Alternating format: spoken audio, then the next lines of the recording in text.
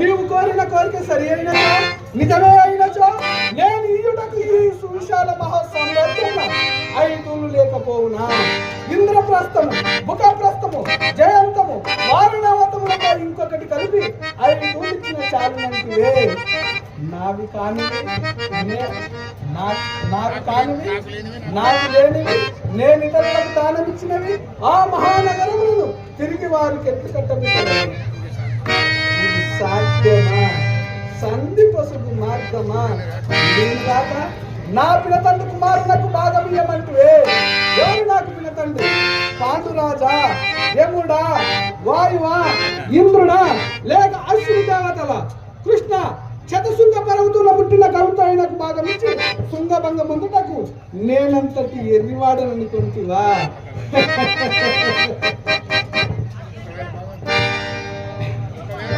ఒకవేళ భాగమే పంచవలసి వచ్చిన ఈ గంగాధరుడు తన పాలు వదులుకున్నాను మా పితామహులకు బాధ్యత సొమ్మతత్తునకు భాగం లేదందువా?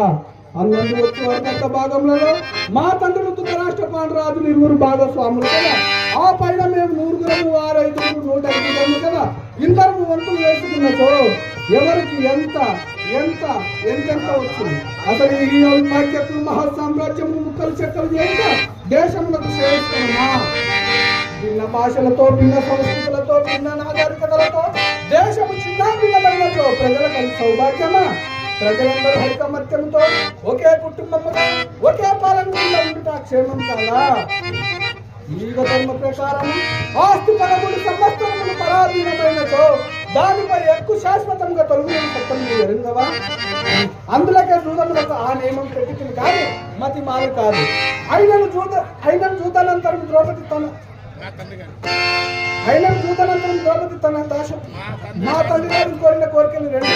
మొదటిది ధర్మరాజు దాశవంతి, రెండవది తన 4 భర్తల దాశవంతి. అంతేకాని ఆనాడు ద్రౌపది తన దాశవంతిని కోరలేదు, మా తండ్రి గారు ఇయ్యలేదు కనుక ఆమె ఇప్పటికీ మా దాసియే. కృష్ణ వారి నాడు రాజభారం కోరినట్టు మేము పాంచాలిని కోరినచో తిరిగి వారు ఆమెను మాకు అప్పగించగలరా? సిగ్గు లేక వారు పంపవచ్చును గాని ఎక్కు లేక నీవు అంగీకరించి రావచ్చునా? ఇక నీ బెదిరింపులందువా? ఆ కౌంటేరు నిరుక్ర పరక్రమ సహోపేతు లేదు, ప్రచండ దోదండ మండితు లేదు, అరువీర భయంకరు లేదు, సంగరములకు సమావేత్త పడక 5 లక్షలకిట్లు దేహి దేహి అని దేవరిత్తురా.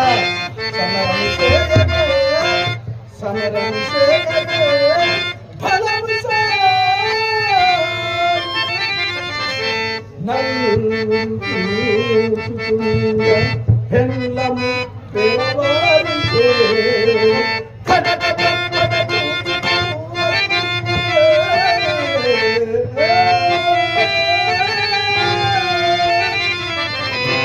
మమతై గౌరీ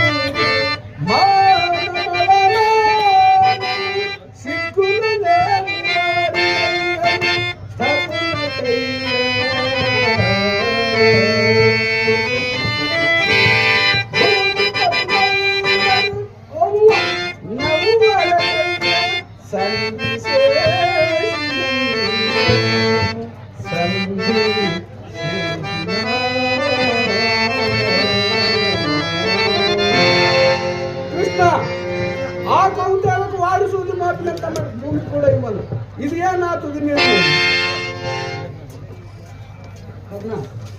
నోటికి వచ్చినప్పుడు ప్రేరుతున్నాడు. ముందు వీడు మన మనిషిన కానీ ఆ పాండవుల మనసులో కదా.